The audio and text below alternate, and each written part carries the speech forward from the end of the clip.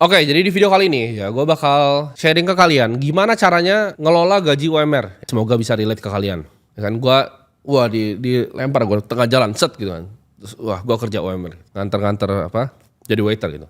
Kita pakai UMR Jakarta dulu ya. Jadi kalian bisa adjust sesuai dengan apa lokasi kalian karena gue di Jakarta jadi gue akan pakai UMR Jakarta. 5 juta ya kan.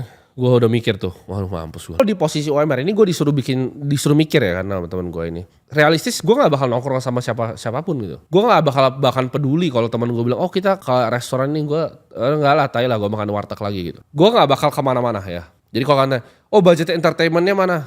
Nggak ada. Ini kondisi untuk gue seorang diri ya, ini bukan keluarga. Karena gue nggak bisa bayangin kalau gue berkeluarga, karena gue belum berkeluarga. Ya, mungkin gue cari saham lokal ya. Gue cari saham lokal yang stabil ya.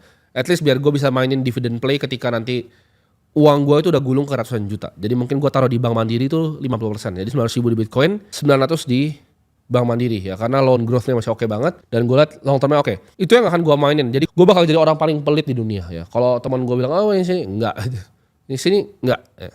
Itu bakal gue gandain ya dalam waktu 5-10 tahun. Mungkin portfolionya coba gue hitung di kepala gue. Compound tuh agak sulit itu.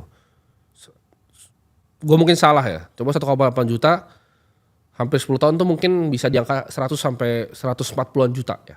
Ya gue gak tahu, udah agak rasti matematika gue.